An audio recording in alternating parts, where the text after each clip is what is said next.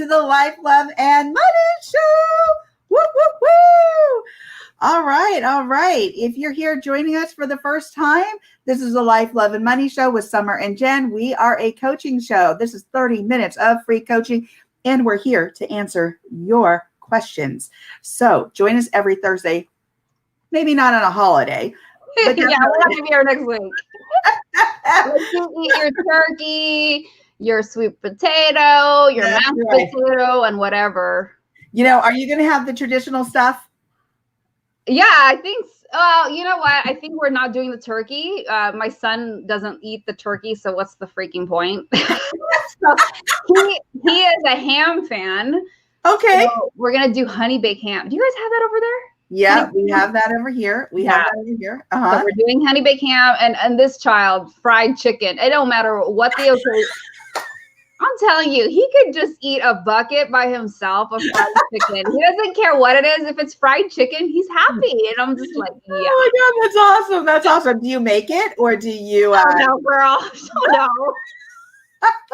I'll either go to like churches. I don't know if you guys have that. It's so funny because when I talk to people from different states, we do have that. Like one time somebody said to me, oh, I shop at Publix. I'm like, what is that? Or, Safeway or Kroger. And then I found out Kroger where you're at.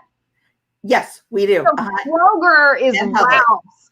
Ralph's, like, you know how you remember when you were up north in the Bay Area, you had Safeway? Safeway, yeah. You don't have Safeway. So it's so funny when it comes to grocery. Yeah, grocery stores. I'm like, what are y'all talking about? I've never heard of these places. What are you buying? What is that place? So, but no, I don't make the fried chicken. I just buy it. Lazy. We've had this discussion. We are not people who we are really good at cooking, but we don't like doing it. Exactly. We've had that discussion. And I really am good at it, but I just don't like doing it. And my husband's really good at it. So I kind of lean on him like, hey, I know he'll do the cooking, so I don't even have to worry about it. So yeah, anywho, I do like baking. And I'll tell you why I like baking, because it's therapeutic. It's like all that thing. And if I could just give away everything I baked, I would be totally stoked. I just love to bake just because it is therapeutic, but I don't have the time. So I don't want to bake. I just want to buy something. And even better if it's a sale expiration rack. What?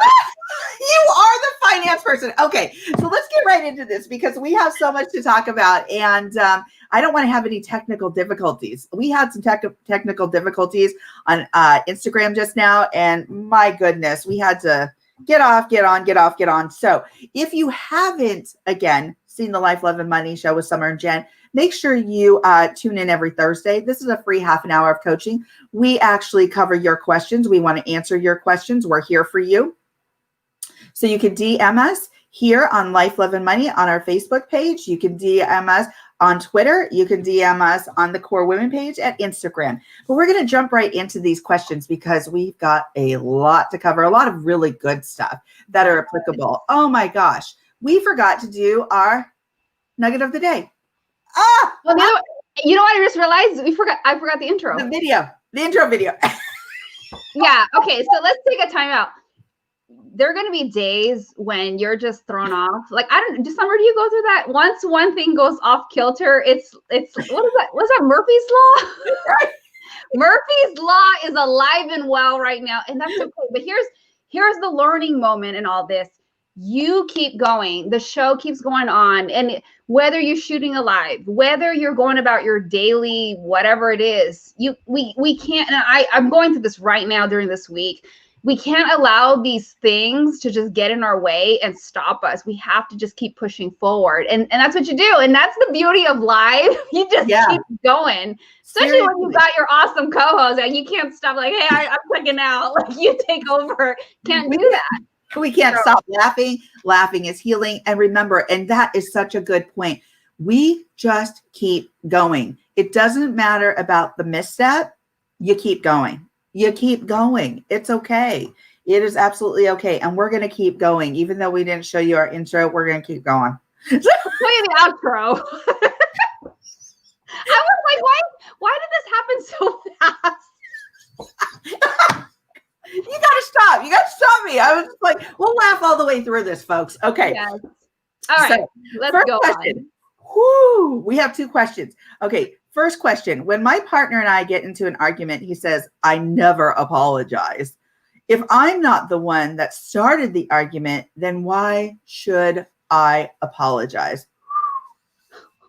Okay. Well, that's your question.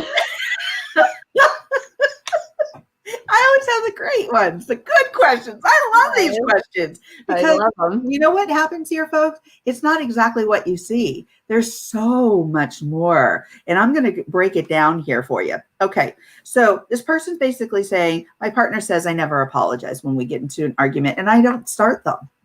So let's really break down this question a little bit. There's so much to address here. So what is an apology? An apology really is an acknowledgement. It's saying, aha, there's something going on here. I acknowledge this. I acknowledge you. It's an opportunity to come together with your partner to show understanding and empathy. And I mean this, to show understanding and empathy. It's an opportunity to grow your connection and to grow the relationship. So with that said, I'm going to go into the next step of this. So an apology is an acknowledgement, the conflict part. So what is conflict? It's a disagreement, and it's okay to disagree, but it's also okay to be empathic and reflective and listen. So during a conflict, many times our emotions run really high. I know I've been there. Have you been there, Jen? Oh my gosh, like every day. For real, like every day, every hour. Yeah. Oh my gosh. So our emotions run high. And sometimes we can get caught up in those emotions. So many times during a conflict, that can become misconstrued. We can become more impulsive. And some of the things we say can be twisted, can be misinterpreted because of that emotion, because of maybe the way that we're saying something. So you may not have started the argument, but you may have been a contributing partner, because it's really hard to argue with oneself. Like I said when we were on IG, I said, especially when you're someone like me who wants to be right all the time. Not good. Oh my gosh. I'm not like that at all. Oh, that's you're like 1,000 billion times better than me. Oh, I don't know. Yeah. And it's so funny because, when we were on doing this last question at the last time on IG, I thought to myself that quote. Have you heard this quote, Summer? Do you want to be right or do you want to be happy? Oh, right. And I'm like, why can't I have both? Boy, we are really stubborn-headed, aren't we? So, oh my gosh. So yes, it's okay to have a difference of opinions, but it's also okay to understand your partner. It's also okay to be empathic. And here's the thing, and this is why I'm breaking this down. I'm breaking this down into what is an argument, what is conflict, because a lot of times that takes the guesswork out of what this is. That takes the guesswork out of the label. It takes the guesswork out of, okay, you know what? It's a recognition. It's an acknowledgement. So that's what an argument, or that's what a difference is. That is what an apology is. So that is an acknowledgement. How you go about your acknowledgement makes a difference.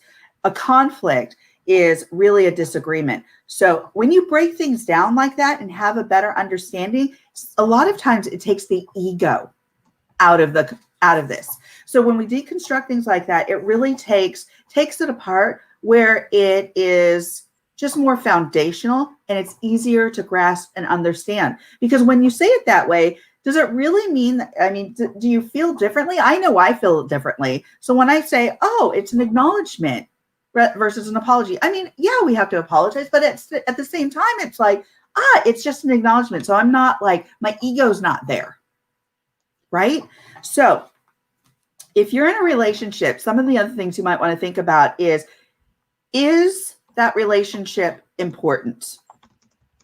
And are your partner's feelings important? So it's also, if you say yes, it's also important to examine and acknowledge how you might want to respond. And I'm giving a step-by-step approach because I always feel like we get so excited after we see shows or we go to, classes that get us inspired. But if we don't give the steps, I feel like I'm failing you somehow. So I'm giving you steps here. So this would include, so if you answered yes to my relationship is important, my partner's feelings are important, and how do I respond? So first way, be empathic. That means to recognize the opportunity to understand your partner's feelings. Take a moment, second step, take a moment to look at the situation objectively. Take the emotions out of it. Screw the emotions, take the emotions out of it, because a lot of times we get caught up in emotions and those emotions don't allow for clarity. So take the emotions out of it, think more objectively, stand back, identify how your partner may have interpreted what you said or how you reacted, and then how did you engage, and then how did you respond? These steps will exemplify your compassion, will validate your partner's feelings, indicate that you care for the relationship, and it's an opportunity to rebuild trust and nurture the relationship. And building trust and nurturing relationship is so important, right? Don't you want to build trust in all of your relationships, be it friendships, those that are intimate relationships? And then it's not about, again, it's not going back to the question. It's not about who started or who ended the disagreement, but rather an opportunity to build the bond and connection between the two of you, between, your relationship, amongst your relationship. It's about building authentic, compassionate, and trusting relationship. That's what it's about. So when I hear this question, when my partner and I get into an argument, he says, I never apologize. If I'm not the one who started the argument, then why should I apologize? If you go back to the concepts that I went over and the strategy as to how to approach this, I think it takes a lot of the ego out, and you can really be more clear about, understanding that an apology is an acknowledgement, that a conflict, yes, is a disagreement, but how can you hear your partner better, and how can you nurture the relationship even while you disagree? Yes. Thank you. So let's get into question number 2. And by the way, throw up some likes. Let us know that you're listening. Let us know that you're here with us today. If by chance you don't catch this today, go to YouTube, the Life, Love, and Money Show with Summer and Jen YouTube page. Blah, blah, blah. Can't get my words out. And go to the replay. Check it out. And when you check it out, give us a like, give us a follow, tell your friends. There's some great information. So let's get to question number 2, because Jen's got some good content here. So question number 2 is, I always hear that you should diversify where you invest your money. What does this mean, and why is this important? I love questions about investing.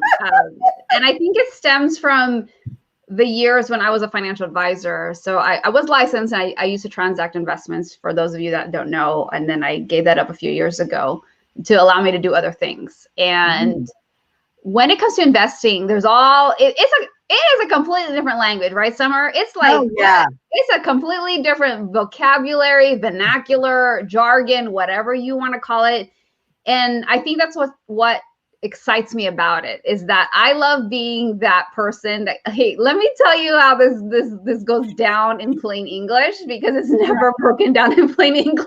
Seriously, it's like medical terms, but from the financial aspect. Okay, I'm going to use one of my little sound effects. You got it. You got it working. I got it working. Okay, so this is a money business. I feel like I'm in Vegas. And I'm not a fan of gambling, by the way. I don't even want to play the money, the penny slots. What? I'm like, I don't find any. I'm like, I'll tell you a quick story. So I went one time with somebody I had I was assisting one time, and we were in Vegas, and she's like, "Oh, I love the penny slots." She was an older lady. So I had to entertain her, and she gave me like $20. She's like, "No, I'll just give you the money. Go play the penny slots. It's so fun." Let me tell you, I just sat there like this, like the automatic, like, okay, can I run this $20? And I hated when I won because it was like never gonna end. You were just trying to lose the $20. I was trying to lose it as fast as possible because I absolutely found no joy in it. I don't know. It's not my thing. Yeah. And you know what? What's my thing in Vegas? A great show and awesome food. That's it. That's it.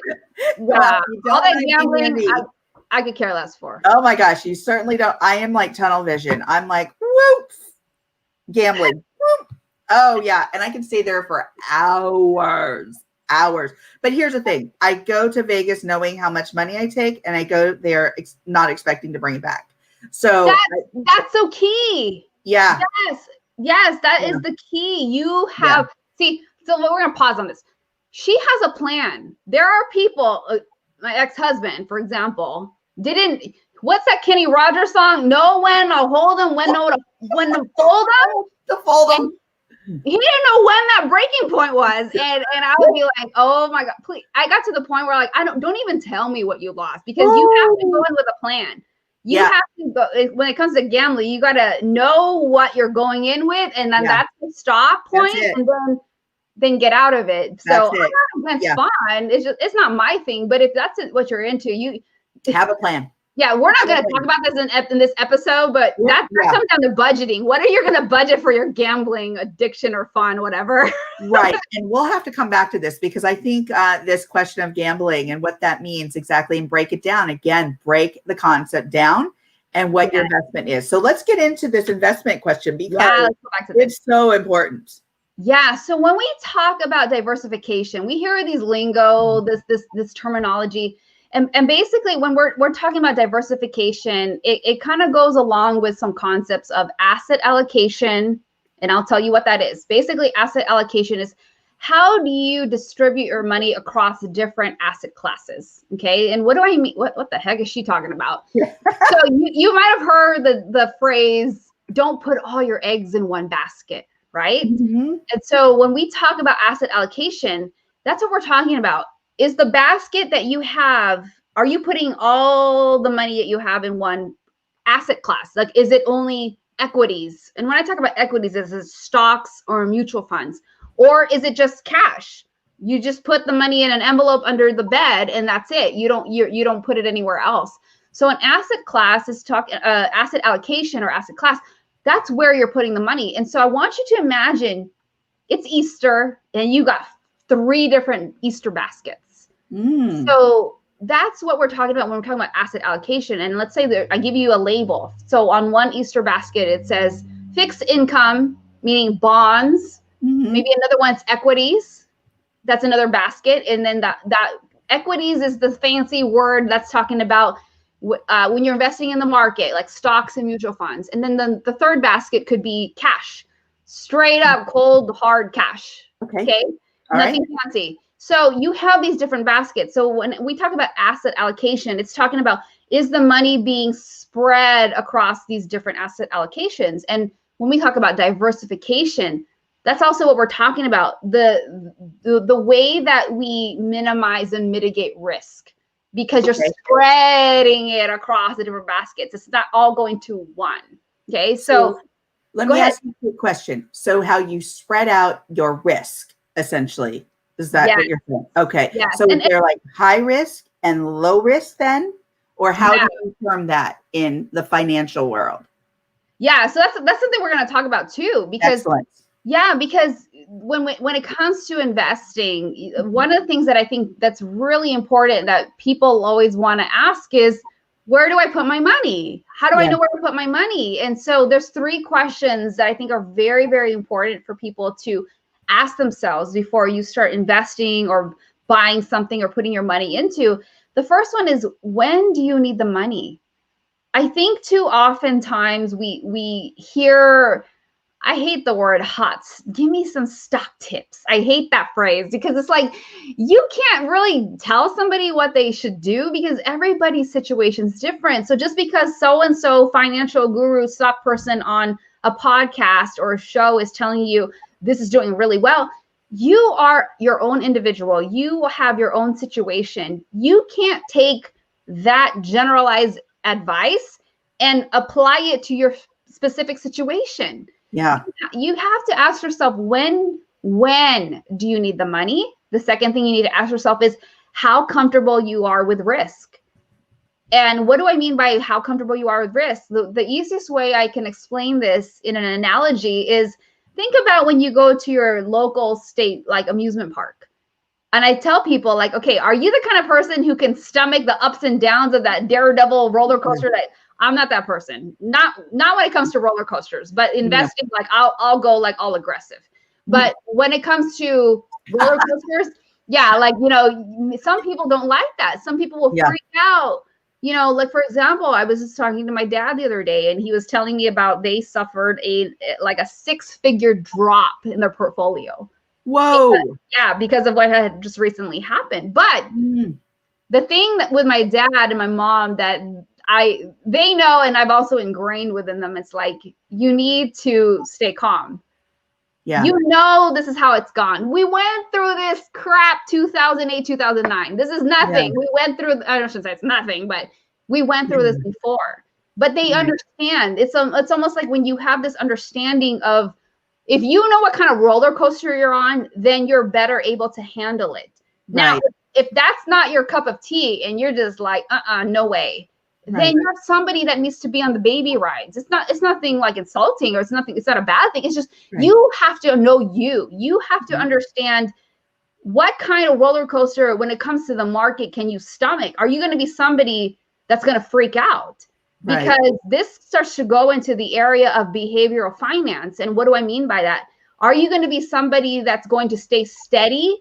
I'm not going to do the wrong thing at the wrong time because of what's happening in the news, what's happening in the market, what's happening in the economy. You cannot let these events drive your decisions. You're going to destroy your plan if you're going to be reactionary. So you have to understand, what is your comfort level when it comes to risk? You know, in the last market crash, when I was an advisor, I had to remind people, like, do you remember what we talked about? Do you remember what the philosophy was? Do you remember what our goals were? And I tell you, nobody at that time, nobody moved back to cash. Everybody stuck to their guns. People stuck and stayed with their portfolios. And I'm telling you, the reward came for their diligence. Because in 2014, when the market came rip roaring back, people that went into cash, they lost out. You can't look at something that's happening in the news or the market and go like, oh, it's doing good now, let me get in. It doesn't work that way, guys. You have to understand this when it comes to investing. It does not work that way. You have to already be in the game.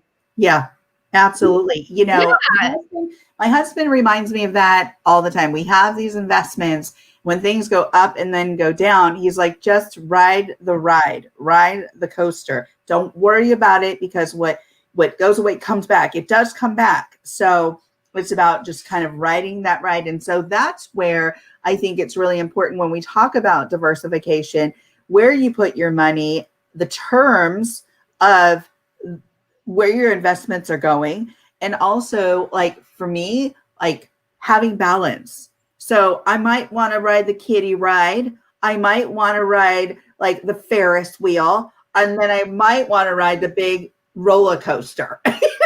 Yes. That's a great analogy. I love analogies. So with that helps me kind of create balance within my portfolio. Absolutely. And I'm so glad you brought that up, because for example, another thing that I brought up when we were on our Instagram. Yes. Probably, you know, if you love Instagram, if that's your jam, if that's your platform, we are on Instagram live at Core Women, KORE Women.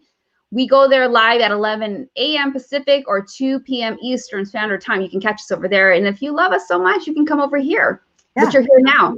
And so one thing that we did talk about earlier was Enron. If you all remember Enron, for some of you that remember when that happened, Basically, this company, now I want to ignore the part that there was a lot of fraud, but the point that I want to make with this example is, if you are an employee at a company that offers a 401k plan, and then you can invest into the company stock, the company stuff, you need to be careful. When I used to review portfolios, one of the things I saw that sometimes some people would heavily invest into that company's stock. Why is that a problem? Because it's not diversified. That's the whole point of this question. If you're putting like 30% and you're trying to get the matching and all this other stuff into their retirement plan, I want to caution you, take a look at what you're contributing, because here's the thing, you don't know the company's financials. And what happens is, if that company's not doing well and they go under, you can kiss your retirement goodbye. You're going to not only get laid off, but you're also going to lose whatever you had invested. They're not going to come back and like, hey, you know what? I know you had 110,000 in this deal, but sorry, it's gone. Okay, because they have moved on. They have thought about other things that they got to try to do and stay afloat as much as possible. Your retirement part of this whole picture is like at the least of their worries. And so I'm encouraging you all, if you are heavily investing a certain percentage, over 30%, into your employer's, plan in terms of the company stock, I don't care if you tell me, well, they're a good company. I'm telling you, a lot of people at Enron thought the same thing. Now let's disregard the fact that was a fraudulent situation, but it doesn't matter. It doesn't have to be a fraudulent situation. The point is, you are not diversified. So be careful. I caution you, and I'm asking you to look at your portfolio, to take a look at and see what percentage of your contribution is going into employer stock into the company, because you could be putting too much into that basket. Can you put a portion? Sure, that's fine. But just take a look at that percentage, and that way you can start analyzing, like, wait, maybe I am putting too much. So let me ask you, Jen. Go ahead. So what would be the max that you would want to potentially put into an employer stock? Is there a minimum? I would say, again, every situation is different. The company itself that you're working for, there's so many factors. Right. Depending, is the company been around for a while, or is this a startup? I deal with a lot of startups. Yeah. And so that's a really good point that you're making, that we go back to the whole, health of your financial portfolio. And that really means that you need to look at your individual situation and who you want to invest with. Who you want to invest with, what that looks like, and where would somebody go if they had questions? Certified money coach Jen. I can kind of, give you a brief. I cannot make recommendations. So here's the disclaimer, the fine print. I no longer possess securities licenses, so I can't make recommendations. I can guide you. I can give you some general information. But, another place you can go, if you don't go to me, which is totally fine. Another place you can go is contact whoever your third party administration is. So for example, most of the time it's Fidelity, it's Vanguard, it's the companies that, who is handling the 401k plan at your work. Go there, find out. And this is also a great point to transition into. Understand the fees. Fees are also important, because fees can erode the growth of your portfolio. Fees and taxes are like the thing that we don't pay attention to. And in other past episodes, if you haven't caught this, go to YouTube, subscribe to our channel, catch it. I don't remember. I think it was episode 3 or 4. We talked about opportunity costs. What the heck is Jen talking about? When I talk about opportunity costs, and we're talking about fees right now, opportunity cost is when you decide to put your money somewhere else, what is the opportunity cost of where you could have put that money? So if a lot of your money is going towards fees, that money could have grown in your portfolio. So you really need to pay attention to fees. What is it costing you to invest in a certain thing? You need to know these things. You got to wake up. This is no longer we check off these check boxes and like, well, I'm investing, that should be good enough. No, you need to know what's going on. You really, because you don't want to wake up one day and look back like, oh my gosh, 57,000 went towards fees. 57,000 went towards this. You have to know what's going on. And if you don't know what is going on, you got to contact that 800 number. You got to contact somebody. This is the time where I'm urging people, you've got to know what's going on. You cannot use that excuse of like, I don't know what's going on. I just did this and then I just set it and forget it. You can set it and forget it after you know what's going on. Right. So be an informed investor. Go do your research. Remember, it's not about what your neighbor's doing. It's about what you need to do with what you're making, with what your company offers, with what you find, and go consult. Not the neighbor that's just like, oh, by the way, guess what? I heard this and blah, blah, blah, blah, blah, and I think you should invest. Oh, gosh. That's a little scary, Yeah, that is such a good point, Summer. And she made a great point. Oftentimes what I've seen in the last 15 years, people will like ask their friend, ask their neighbor, ask their coworker, what did you do? What did you pick? Not that that's not a good starting point, but you have to understand everybody's situation is different. The person you're asking may not have kids. The person you're asking may not be married, and you have a completely different situation. You have to understand that your individuals, it's like going to the doctor. Yes. You cannot say that your friend went to the doctor and has the same diagnosis, has the same prescription. It is no different with your finances. Right. This is why they tell you don't take somebody else's prescription. Yeah. I was a biology major and I studied pharmacology, which is the study of like I studied pharmacology. Yeah. Oh, that was like worst class I ever took. I got like a D. I got a D. But I hate it. Okay, y'all, this is why I'm not a doctor. I love science, but I wasn't focused. That's another episode. And there is this thing that we had to study that it's like drug interaction. Contraindications. Yeah, contraindications. Yes. And if you cannot take somebody else's situation and superimpose it onto your own. Right. You have your own individual situation. You have your own biology. And so let's take this back to your financial biology. Your financial biology is different than somebody else's. So it's not the outcome's not going to be the same, and your investments aren't going to be the same. And what's right for you isn't necessarily right for your neighbor or for the somebody across the country. It just, they're different. And that's why I always say, people come up to me and say, here's an analogy similar to what you just said, Jen. I think my child has ADHD. And I'm like, wait, how do you know this? Well, because my neighbor's kid has it and my kid acts just like they do. And I'm like, whoa.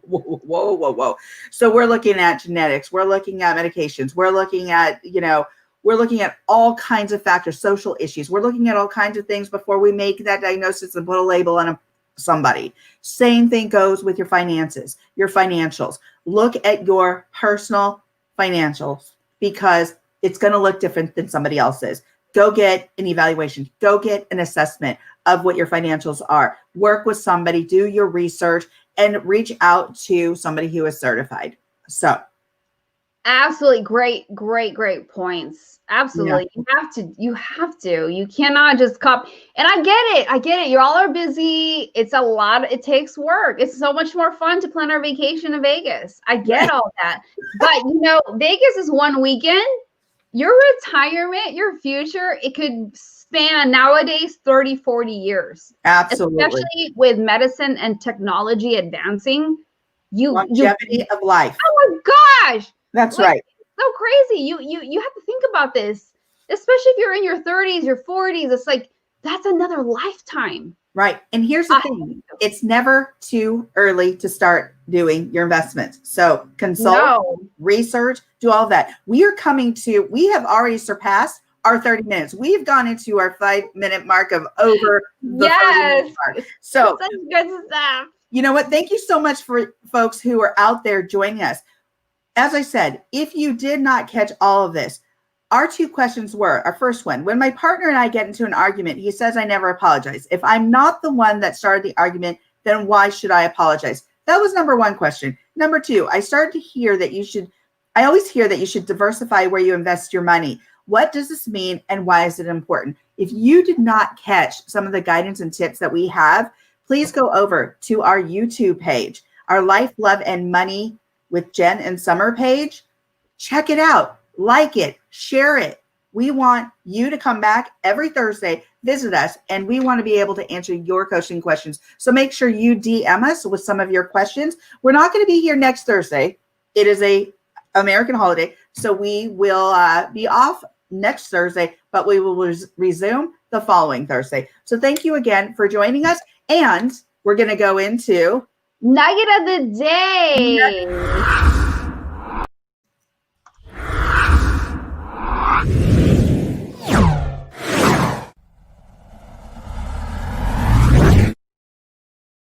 So Summer, since we're not going to be here next week, please grace our audience with what would be your nugget of the day. Well, my nugget of the day is go out and support your community. Go out and do something for somebody else. Go out and support a nonprofit. Go out and, even buy that cup of Joe for somebody who just isn't expecting it. Go out and do something for community. Support your community. And I say that because it makes you feel so good to lift others up. So good to help an organization. So good when you can support your community. I love doing it. It makes me feel great. So try it. See how it makes you feel.